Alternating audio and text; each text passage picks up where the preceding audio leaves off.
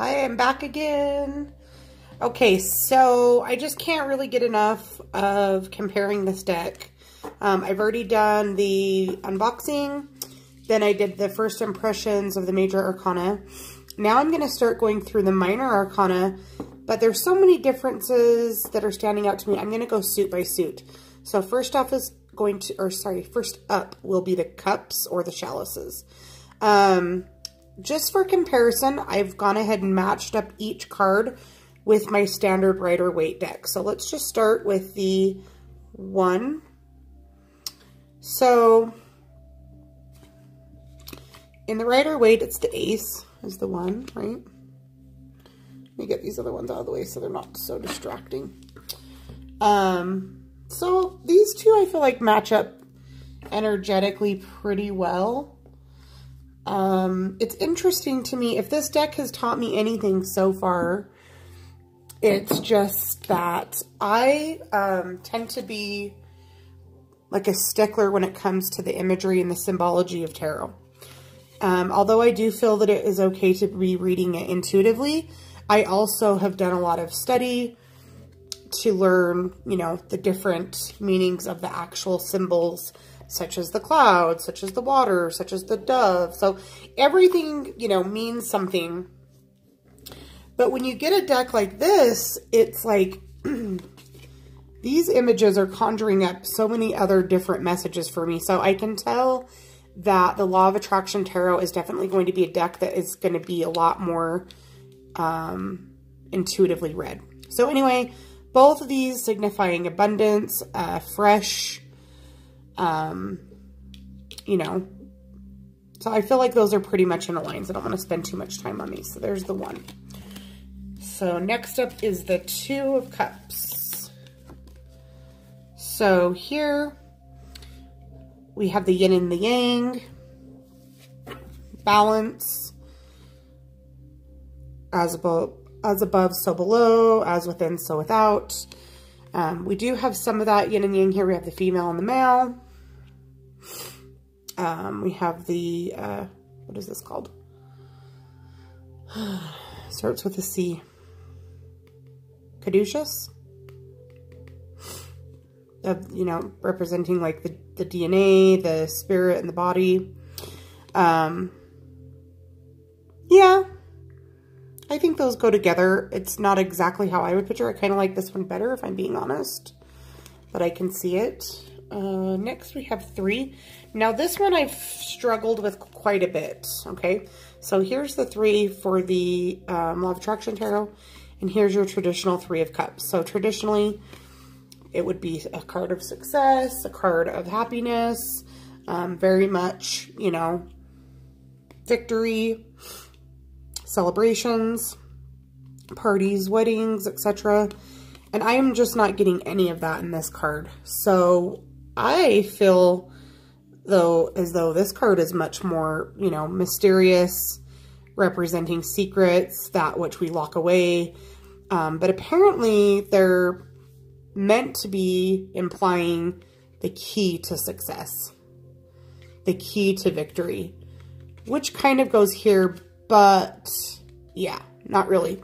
So for me, when I get this in a reading using this deck, I will most likely be seeing this more the way that I would see the key in the Lenormand deck, rather than the way that I see the 3 of Cups. So, like I said, already this deck is teaching me how to be flexible, which is not a bad thing for me because I, you know, am pretty strict.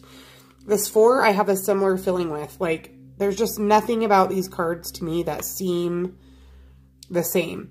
You know, I've always looked at this 4 of Cups as like this freaking temper tantrum that he's throwing. Like, he's been given these 3 and then, you know, and he said no to each one and the universe is bringing him in another choice and he's like, no. You know, just like a child and stubborn. But he's contemplative. He's sitting under this tree thinking about some things, maybe thinking about his choices and things like that, even though I see him as a brat. But this just doesn't say anything to me. It literally doesn't say anything. So I looked up the meaning in their little white book. And so if we go to the 4 of Chalices, and they literally only give you like one freaking sentence, okay? Let's see. Chalices. So if we go to the 4, it says stability. So I guess I could see that being stability because it's the pillars, you know, and it's a Greek temple that's been around for centuries. So it's obviously stable, you know, but this doesn't say stability to me. 4 of Cups doesn't say stability to me at all. In fact, I don't know when the last time I looked up the meaning for that is, but why don't we look up the 4 of Cups while we're at it?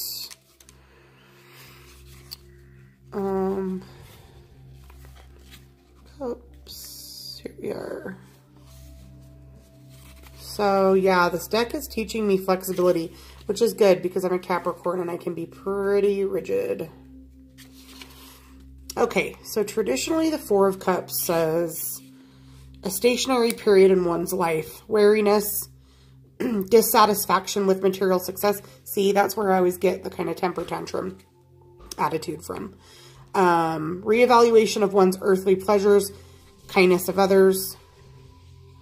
So to me, those cards are not really working together. So again, when I read this deck, I'll likely see this as stability because, you know, I'm not really seeing much else. Intuitively, I'm not really getting anything else, except for maybe I might think of like ancient wisdom, ancient teachings, like the esoteric type energy. So yeah. So next we have the 5 of Chalices and the 5 of Cups. And again, these cards are conflicting for me. I mean, this card is, you know, again, we have 3 cups spilled over, 2 that are full, but this person's focused on the ones that are spilled, focusing on the loss instead of focusing on the good. And this is a freaking field of sunflowers. So I just don't think these cards, you know, if you're getting this deck and you're really only wanting to use it like you use the Rider-Waite system, I don't recommend it. But if you're looking for a challenge to read outside and read intuitively, which is already what I do with Oracle cards, but not so much with Tarot. So this is going to be a deck that will, for me, kind of like blend both of those worlds. So yeah, that was the 5 of Cups. We have the 6. And so, once again, just very different energies. So, traditionally, this is like a card of innocence and nostalgia, your childhood, maybe going back home to your childhood home, or meeting up with friends from childhood, etc. And this seems very ominous and very kind of heavy. It could be that he's thinking about those times, but not in a happy way. This would more be like the shadow side of this card, right?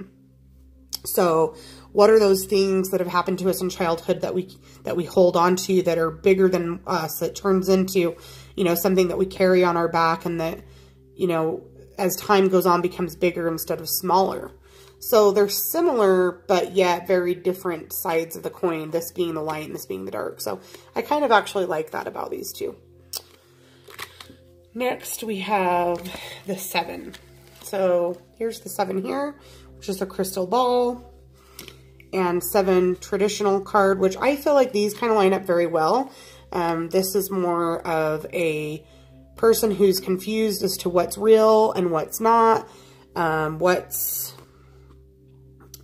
kind of some paranoia, some decisions to be made, but not knowing which things are real or which are imagined, and wanting some insight.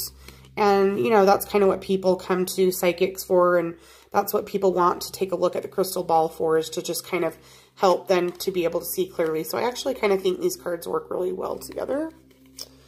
7. And then now we have the 8. Here's the Law of Attraction. So we've got these dice. So roll the dice. We think of luck. We think of gambling. We think of money. You could win or you could lose, but the rest of this card to me says winning. And this card is kind of the opposite of that. So here I feel like this is the light and this is the shadow, here he's got all this success. He's got all these cups lined up. None of them are knocked over, but yet here he is walking away. Kind of like the hermit, maybe even, you know, deciding to leave the physical and material world and looking for something else, where this card is very much still stuck in the material world of gambling and partying and wealth. So I feel like these are kind of the light and dark, but switched from the last one. But still, I like both.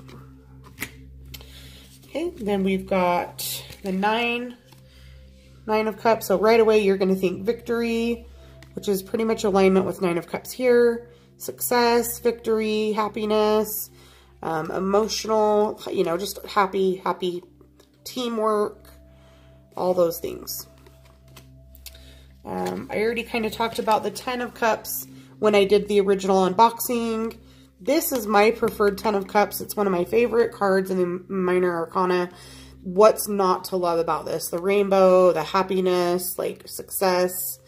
This doesn't say bad things to me, but it's just, the house is kind of dark and there's this rainbow. It's kind of more making me feel like, I mean, it is a cup, so it's an emotional card. Maybe she's done a lot of shadow work and basically brought herself back to a rebirthing, which is why she's naked and starting over fresh and leaving all this pain behind her and allowing all this new energy to come in. That's more how I would see this. So this seems more shadow work to me. And this is just your traditional, like, yay, success. Okay, now it kind of got difficult when I got into the page and the knight. So the traditional tarot has a page of cups and a page on every suit and then a knight. And these are just like not really clear as to what this is. So I kind of just went off the energy. So I'm assuming that this is the Knight of Cups. Generally pages, sorry I said knight, but I meant page. Generally pages represent somebody young. It can be male. And you know, this guy is a young man. He seems like he's there to, you know, ask a young lady out on a date or some kind of surprise, a young man entering his adulthood. So I guess to me these are okay. Then we have the Knight of Cups. So maybe a little bit older, a little bit wiser, but still a young man. You know, he's going to make a deal. He's going to maybe meet with a king or another dignitary. And this is what this energy feels like to me too, like making a deal, shaking hands on it like men would do. So those line up. Then we have the Queen of Cups, mother, wife, and this card is just everything. I love this so much. So we have the Queen, and then we have the King of Cups, which is a, you know, powerful man. He can represent somebody who's in law, a powerful man. And this is the King of Cups. He seems a little bit more scary to me and a little bit disgruntled and not as happy, but he does have a suit and a tie on. Maybe he's a lawyer. Maybe he's in... He seems more like a science teacher, though, because now that I'm looking, I see this poster that says fractals, and he's pointing to somebody. So I don't know that these necessarily, you know, jive for me, but I'll take it. Okay, so that was the chalices or the cups, and I will be doing all 3 other suits next.